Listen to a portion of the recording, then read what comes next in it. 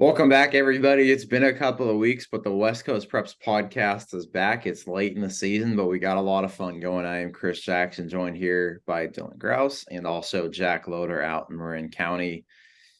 A lot of great football seasons already kind of winding down. We've got about 3 more weeks of the regular season left in the Sac Joaquin section, 4 weeks left in the North Coast section and Central Coast sections. Guys' biggest takeaways, what are some of the biggest things you guys are looking at and some of the biggest things you guys have learned heading into this final stretch of football? Well, for me, one thing I'm excited to see is, like they like to say on the red zone every Sunday, we are getting to the witching hour.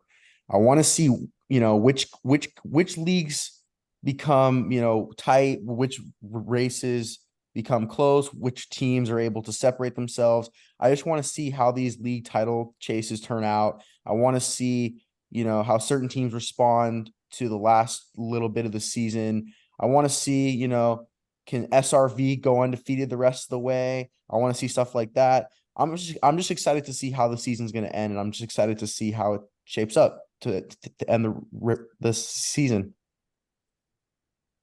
Yeah, no, what's fascinating to me, I think, is the development of the classism almost we've seen in this Bay Area football landscape. The gap between the elite and the really good is big, and the gap between the really good and the pretty good is also big. So with that, we see a lot of blowouts, and we see a lot of statement wins and really separation. You get for teams, like a good example of that was in Marin County last week, which is kind of my neck of the woods. Is there was kind of a conclusion that there were four good teams in Marin, between Marin Catholic, San Marin, Tamalpais, and Redwood, and San Marin blew out Redwood, and Marin Catholic blew out Tamalpais. So it was a little closer than the score indicated, but convincing wins for both of those teams. That really showed us that there is still this hard line, a lot of space between those two and the other two, and then we've seen that on a grander scale throughout the Bay too. So classism and the separation of the elite and the very good and the very good and the good, and of course the good and the bad, has been something that I've kind of noticed. What are those big collision courses you're looking at right now, Jack, in terms of the two elites facing each other? Well, we're gonna have an awesome final weekend in the North Bay, and this is one of those times where it's actually clutch that Marin plays on Saturdays a lot of the time, because on Friday night, November the 3rd, Windsor and Cardinal Newman are going to meet. They both probably won't have a loss before they meet on that last day of the regular season. That's going to be an awesome game. So Cardinal Newman could be 9-0, and Windsor should be 7-1-1 after losing their first, tying their second. So that's going to be an awesome Sonoma County NBL Oak matchup. And then down in Marin on Saturday afternoon, November the 4th, you got San Marin traveling to Marin Catholic for an afternoon showdown that's going to decide the Marin County League title, unless San Marin trips up on Tamalpais, which I doubt will happen, and unless Marin Catholic is tripped up by Redwood, I doubt that will happen as well. So in all likelihood, that'll decide the league title and go a long way for NCS seeding. So that last weekend of the regular season in the North Bay is going to be awesome. I'm planning on being at both of those. And we should know, obviously, a lot more about the playoff picture before then, but that is going to go a long way for deciding league titles and the fates of seeding of these big dogs in NCS playoff time. Yeah, there's been those gaps closing in some ways where San Marin's gotten closer to beat Marin Catholic 2 years ago. It was a one-score game, and San Marin actually won up 14-0 on the road at MC on a Saturday. In Windsor, defending league champs over Cardinal Newman, over Rancho-Cotati. But it's specifically, we've seen Windsor do it now. Can San Marin do it this year? And if so, how close is that gap between them and Catholic right now? I would say Marin Catholic is still better, but it's marginal, and I think San Marin has a blueprint as to how to beat MC. It was exposed just a little bit by Tamalpais on Saturday, and that the Hawks, both the touchdowns they scored were of 65 plus yards. So you can take the top off the defense. And Charles Williams scored 4 touchdowns against Tam. He went off. So I think the blueprint for Coach Damari and his staff at San Marin is, let's hurt him with a deep ball and let's Charles Williams and make someone else beat us on the other side of the ball. So San Marin can do it. I would put MC still as around a touchdown favorite in that matchup as it stands right now. But this might be as good a chance as they have in a decade plus to knock off MC and take Marin County. And that's what they all told me when I went to their practice is, hey, MC's still king until they're not. And there's no one in that league that can beat Marin Catholic besides San Marin. So if they're not going to do it, nobody can. Yeah, some really intriguing matchups, and I think some potential theater that we're in for here in the first weekend of November. In another big race, the Eball Mountain, right? I think we got the biggest game tonight. De La Salle can't technically, or I guess this week, but De La Salle can't technically get a league title as the way the new rules are constructed, auto bids to NCS. But even so, this game coming up, San Juan Valley De La Salle's got a lot of implications. But I know, Jack, you've written about it. Dylan, you've seen some Eball Mountain games this year and seen some of these teams. Biggest thing in that league so far, how is that league shaping up, and what should we expect going forward? I mean, San Ramon Valley is probably going to win the league at this point, but this could very well be one of the best games of the season because De La Salle lost their first 2 games of the year, but they've won 4 straight. They finally have gotten back to being the way that they usually are. I think that they have found a rhythm. They have a bunch of stars to give the ball to. San Ramon Valley does too. So this could very well be a very high-scoring game. 2 offenses that are dynamic, that know how to play the game the correct way. So I think you're going to see just a very high-scoring game. It's probably it could be a shootout, but you're just going to see some really good athletes in this game. You're going to see some good play calls. I'm just really excited to see how this game goes. I think that even though De La Salle can't win it technically, the league, this game theoretically could shape out how the league plays out come the last game of the season. So I'm just excited to see it. Luke Baker has been going off. It makes no sense. He has no offers. I don't know why, but he's been playing out of his mind. He's a great quarterback. So I'm just excited to see how this game goes. And I'm actually excited to see how San Ramon Valley does against a team like De La Salle, like a team who's been historically great all these years. Biggest dark horse in that league, who is it?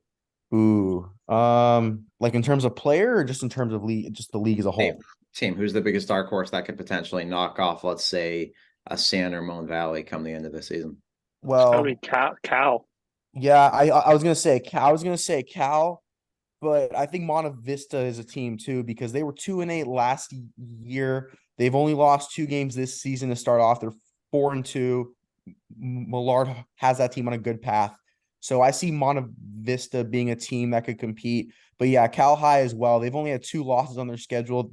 They lost to a team down in SoCal that's undefeated, San Juan Hills. They're 7-0. They are a powerhouse. And then they lost a 3-point game to a Pittsburgh team that has been really good this year. So I think Cal High as well could be a dark horse team.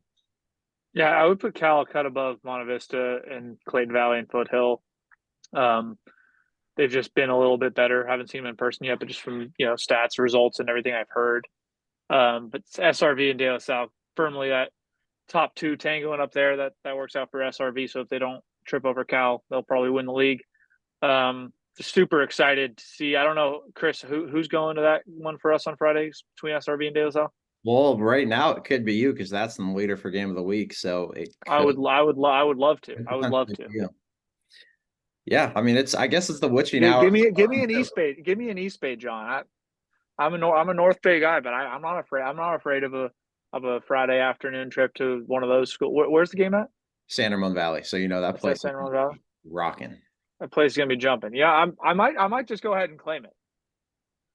Jack claims it. Okay, let's let Jack claim it. He's earned that. Let's let the people decide. He's got the let short end of the democracy run stick on its some course. games this year. We'll let Jack claim it a little bit. I've also seen some great ones, so I shouldn't say that. But you have. Yeah. I'm excited about that game, whether or not I'm there, because it's obviously the premier game in the Bay Area. Yeah, it sounds cliche because every week gets bigger and bigger, but this almost seems like the biggest week of the season for a lot of teams, a lot of programs, and a lot of areas, right? The Bay Area, we got it in Sacramento too, where there's a couple of big league championships, quote unquote. A lot can happen, right? You get upset the last couple of weeks, but Capital Athletic League, someone will be at. I saw it last week where Rio Americano hasn't been 7-0 since 1994. Now they're 7-0, beat Christian Brothers, a team that was a defending league champion, 31-13. They go to Vista del Lago, who's won who has not lost since the opener, but that lost to Manteca by 1 score. So you kind of throw that out the window. The winner of that game probably wins the league title. And then Pioneer Valley League. I'm glad when some of these games, Jack, right? You get the Saturday of Marin Catholic San Marin. I'm glad this game's a Thursday in Sutter 12 Bridges, right? I'm grateful as heck that they somehow made that work on a Thursday night so everyone could be at that. But Sutter defending league champs, they're playing 12 Bridges undefeated. Second year varsity. Thank the ref shortage for that. Yeah, I guess that's the one good thing about the ref shortage. I know Sutter doesn't have school on Friday either, so that may have played a little bit of a role in that too. But Sutter 7-1, won 6 straight, lone loss to Chico. But the defending league champs, like I mentioned, they went to a NorCal championship a couple of years ago. They got a Hawaii commit at quarterback, but he's a baseball commit. He throws about 95 miles an hour is what he's topped out at in baseball, which is higher than that. And he's tall. He's like 6'5", 6'6", Jagger Beck. And if he doesn't get NIL, his name's Jagger. yeah, it's. I could have been somebody if I were named Jagger. There you go. I think I'd be in AA by now. Dylan, you think he would? I'm betting single A at best, but yeah, no, he could be. Jagger's a good sports name. If you're named Jagger, if you're a Jagger, you are gonna be somebody. Shout out to all the Jaggers out there. You better be a dude. Oh, he's a dude, 6'5", 6'6". He could play D1 football if you wanted, but baseball's working out. You go to Hawaii or throw 95 miles an hour, it could be a lot worse. But here's the big stat. Throw 95 with good stuff. He's probably not making it to Hawaii. He might get scooped up by a pro team by the time his high school career is over. I'll let you know in the spring when I finally watch him. But this is where we're going to get into the big stats too, where we got some big stats, right? This new stud stars, superstars we had on the website from both regions this week. But some big stats from some teams I'll go into before we kind of move into that is Sutter's a perfect example. Their defense through 7 games, 57 tackles for loss, 29 sacks, 12 interceptions, 7 forced fumbles.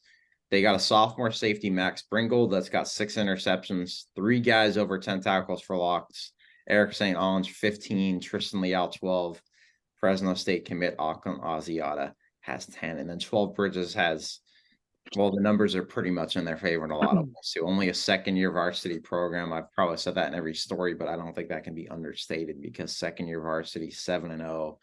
Outscoring teams 307 to 52. Their quarterback has 1,000 yards and he's maybe played in most of these games. Nathan Crawford, 1,000 rushing yards, 22 touchdowns, 15 players have caught a pass. So there's a lot of big stats from some teams, but now also some big stats and big top performers. A couple of 300+ yard guys, not just throwing the ball, but running the ball, receiving, everything else. And I know you guys highlighted a few of those on the website this morning.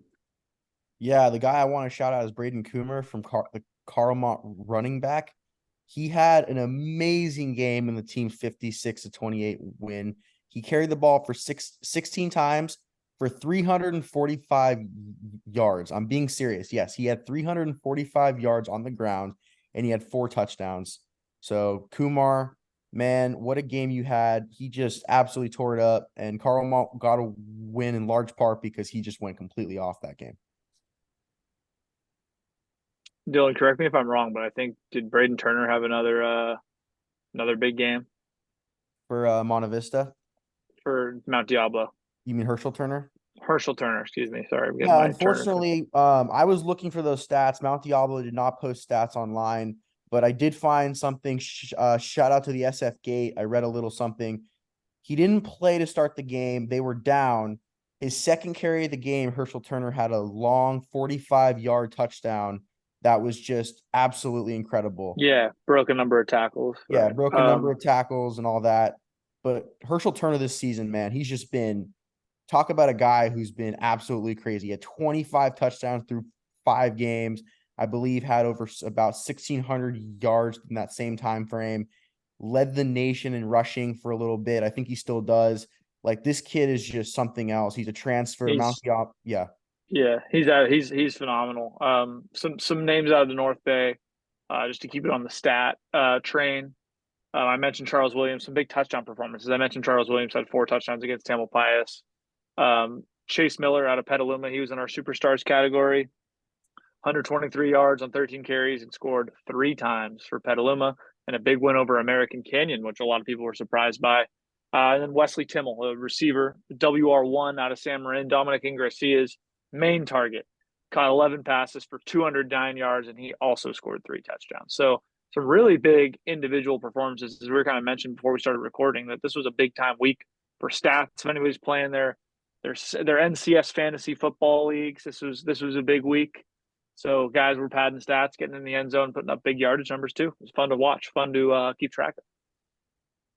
How do we make one of those leagues in terms of I NCAA? think that might be, it's obviously too late now, but Keep track of there's score a by hand. way. You can start that in basketball season. Do a fantasy basketball league for NCS or for all the Bay Area. I like this. Yeah, we can have Greg make some fun graphics for that every week. You have some guys in the $5, $4, $3 category, right? And you get like $15 or whatever it is to spend. But some other ones. I saw one in person. Toby Black, Rio Americano had 7 sacks against Christian Brothers against an offensive line with an FBS commit. Literally 7 sacks. He's got 14 this year, top 20 in America at this point. And then Wayshawn Parker at Grant. Legendary is the way I put it. He was the MVP of the week. It was hard to choose between him and Toby Black, but Wayshawn Parker got the MVP nod this week. 13 carries, 5 touchdowns, 380 yards on the ground. Washington State commit. Unbelievable. He's played 5 games. He's nearing 1,000 yards this year, and 308 rushing yards on 13 carries has to be one of the most ridiculous kind of averages you'll probably ever see in any level of sports. Now, your guys' favorite thing against the spread. Last week, both of you went 4-5. Vegas, Chris still wins, but Jack is 22-19 overall this year. Dylan is 15-26. Jesus. Jack isn't winning the whole game predictions, just game by game overall who's going to win. But Jack, when it comes to against the spread, I think we know who the real sports bettor is. Yeah, I don't bet. I'm not a sports bettor, y'all. Just a thing. Never trust me when it comes to a Vegas sports book. First one, Casa Grande Vintage. Casa Grande 5-1. The only loss to Cardinal Newman. Vintage is 2-4, but they've beat some good teams. They beat Antioch. They beat Justin Siena. Some one-score losses in there too. They've lost by 1, scored to American Canyon and Cardinal Newman, and a couple of 2-score losses to Heritage and Los Lomas. Last year, Vintage won by 22 points, but Casa Grande won by 14 in 2021. This year, Casa Grande's got the edge, -2.5. Give me Vintage to cover and win, honestly. The Vintage's running game has been really improving. They play a pretty good defensive game. They can limit those explosive plays because I think their average yards per play allowed would be, if we were to calculate that, would be a whole lot less than what their record would suggest. So they take out those outliers, those 50, 60-plus yard plays that go for touchdowns. Vintage can win. I think they will be able to stymie that incredible run game of Casa Grande and get a win this week. Yeah, I got to take Casa Grande. I mean, they have a loaded team when it comes to defense, especially Cody Cornelius has 10 sacks on the year. He's basically unstoppable. And then they have, a really good running game as well. Zach Herrera not only leads the team in rushing yards, but he also has the most touchdowns for him rushing. He's got 9. So give me Vintage to cover, or not Vintage, Casa Grande to cover that spread and win. The next one, the Bay Valley Athletic League, Antioch 5-1. The one loss was to a Vintage team who Jack picked to cover the spread, but Antioch's got 5 wins. They beat Heritage, James Logan. Liberty's 4-2 in its losses, literally by 1 point to Los Gatos, and the other loss was to San Ramon Valley. And at this point, who hasn't lost to SRV at home? Liberty, after winning this game by 29 last year, this year Liberty favored at home -6.5. Champion goes first. Okay. That isn't that convenient, Dylan. Let me take the underdog again. I think it's this line around 7.5 or 8 and be much happier taking that, but I'll still take it at 6.5. Antioch's having an incredible year. The gap between these teams has closed a ton. Got Lorenzo Mayfield, Elijah Stingley making plays. I think Antioch, I don't know if they win, but I think it's a 1-score game. Yeah, this is a type of game where you really can't. It could go either way. Both of these teams are really good, and they both played really well. I think Antioch has a chance to win a league title this year. But, I mean, the last game I saw them play was on the road.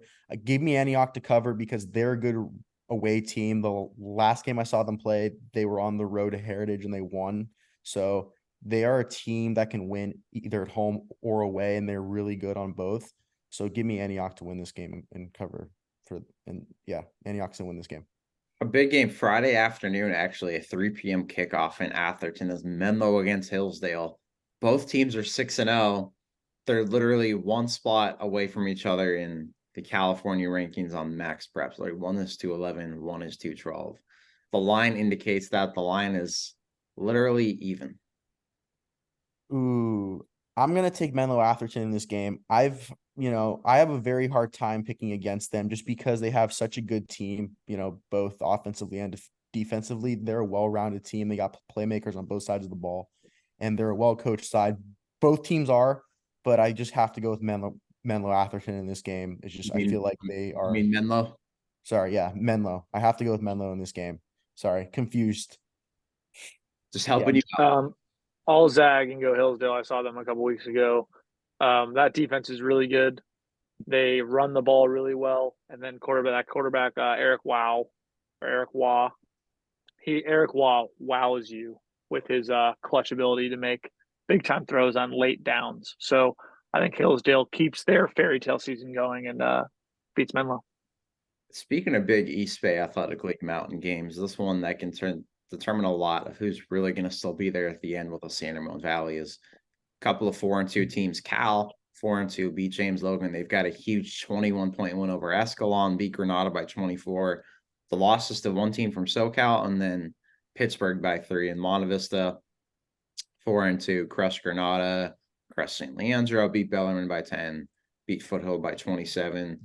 Cal, though, on the road, actually a pretty big favorite, -8.5. Ooh, I have them covering that spread. Like I said about Cal before, their only 2 losses were to SRV and to a team from LA. So they haven't really lost to anyone that's like, they've lost to great teams. They've lost to arguably the best teams you could get a loss to. So Cal has been playing some great ball this year. They have a great quarterback. Their running back, Devin Love, is ridiculous. They're a well-coached team. Both teams are, but Cal is they've been really good this year. I got Cal covering this game.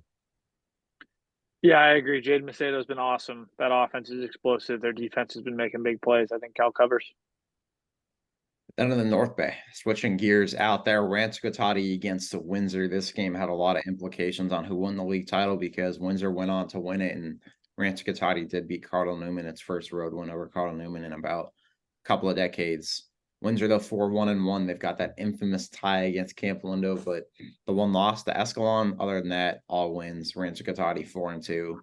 Lost to Pleasant Valley, a game that Jack was at, and lost to Redwood by 1. Windsor, though, on the road.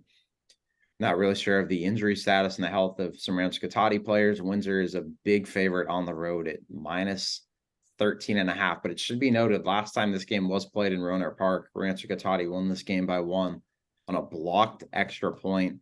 Shout out to Gio Mancarinian's company kid that's now playing at the next level. This line is huge and way too big if Jacob Pruitt is healthy and Rancho Cotati is full strength. So I don't know. Can I do an if cover? Like if he plays, then they'll cover that. If he doesn't, then I think Windsor covers it. Is that allowed? No, the money's already on the table. All right, then I'm gonna just go with Rancho Cotati to cover it. I think Windsor wins by 7-10, but Rancho Cotati covers the +13.5. And I'll just hope that Jacob Pruitt tapes up that ankle and gets out there. Yeah, I think Rancho Cotati is going to cover. That they're way too good of a team to lose by that much. But I do think that Windsor's going to win because the Anderson duo of Judson and Hayden is just way too good. I mean, Hayden's been balling. Judson Anderson's just a great quarterback. He's thrown 14 touchdowns. So, I mean, Windsor, I think, is going to win this game. It's going to be a lot closer than 13.5, but I think Windsor's going to take it. Now, if Pruitt didn't play, Jack, would you say Windsor covers? Yeah, but it's still close. I still think that's a big line. That there's some intangibles we have to take into account. It's personal. It's the NBLO because it's a pretty hard fought league. Rancho and Windsor don't love each other. Windsor and Newman don't love each other. So I think it's a game that It's a get up game for a lot of guys. It's a prideful game for a lot of guys. And Rancho Cotali's backup, his name slipped. I think it's Milani. He's pretty adept. He threw a touchdown against Pleasant Valley when he had to come in for Pruitt when he came out. So all is not lost if Pruitt isn't out. I think they could have a chance to cover that, but I think they need Pruitt to win the game. Now the West Catholic Athletic League, Archbishop Reardon against Archbishop Mitty. I believe we will have boots on the ground for this game too. Reardon's 5-1, the one loss to St. Bonaventure from SoCal. Other than that, nothing but wins. Moreau Catholic, St. Ignatius, Bellarmine, Valley Christian, Sacred Heart Prep. Mitty 4-2, but last year Mitty did go to the CCS Open Championship. Lost a couple of games, but the St. Francis and Sarah this year. Other than that, though, Mitty is 4-2. But Reardon, big favorite again, too. Got that minus 13.5 line again this week, and that line is on Reardon. Yeah, I think Reardon's going to cover. I'll be at this game. MMJ, Michael Mitchell Jr., has been playing out of his mind, and this kid's only a sophomore. So, I mean, they got playmakers all. They got him. They got Chris Lawson. They got Tuga Musu. Sorry, I forgot his first name, but he's a freshman. He's their running back, and he's a stud. He scored, I believe, 5 touchdowns the last game I was at in the game that they played against SI. So that team is just loaded. Adir Ravipati is in his second year there, and he's already turned that program around immensely.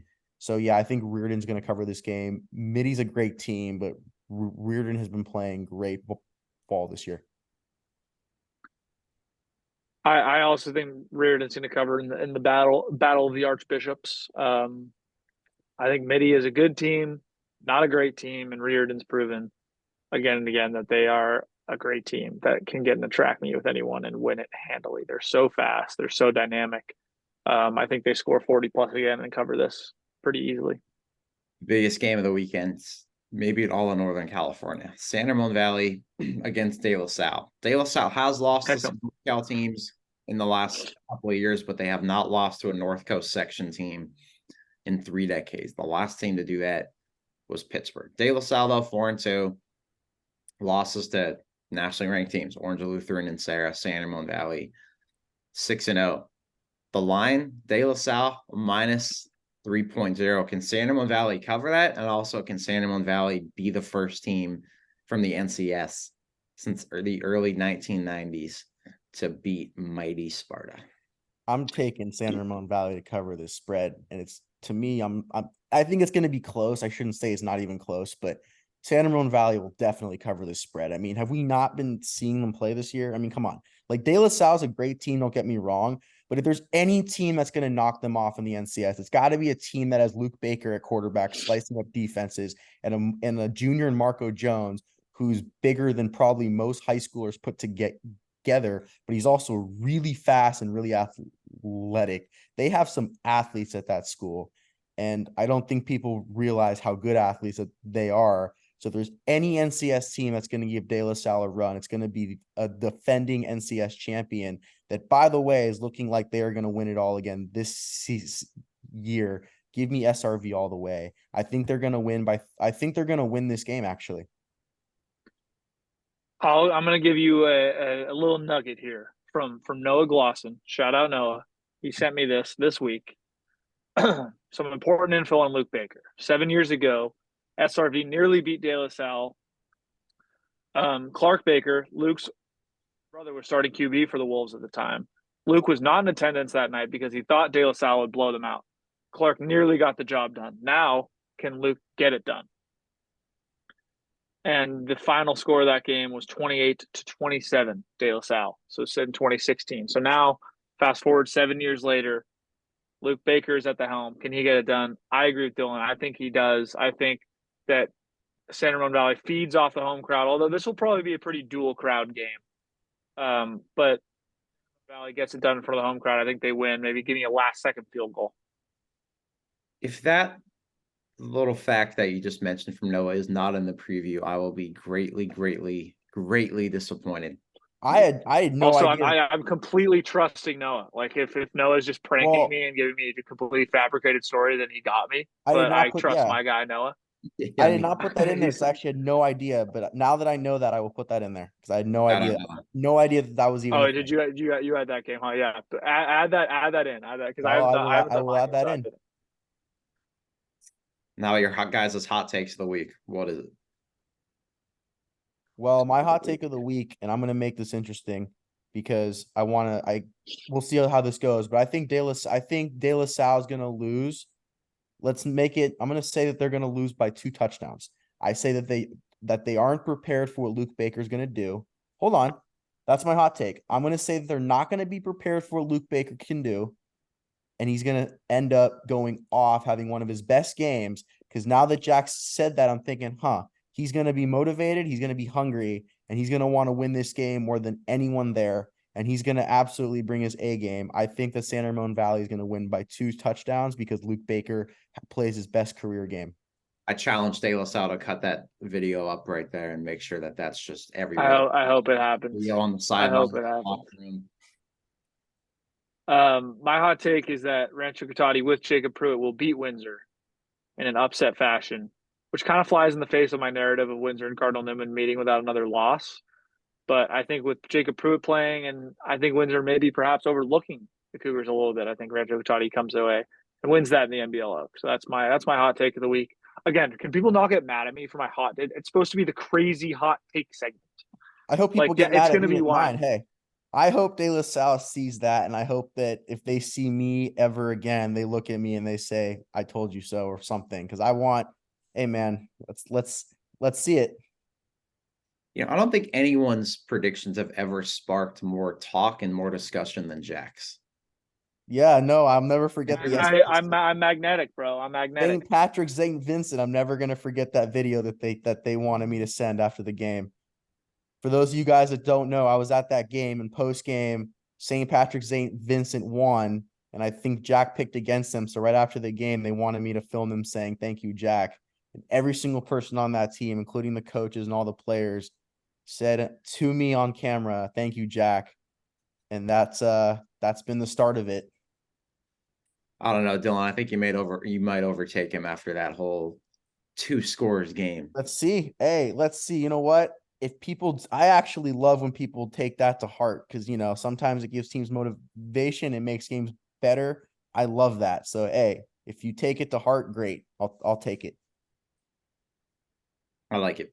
All right. Well, that wraps it up for another edition of the West Coast Preps podcast. Everybody, thanks again for tuning in, listening, subscribing, everything else. If you haven't subscribed, do so on YouTube. Hit the like button, subscribe, and then at westcoastpreps.com for all of the best content in the region. These guys right here, all of us are pumping out stories left and right, features, rankings, takeaways, roundups.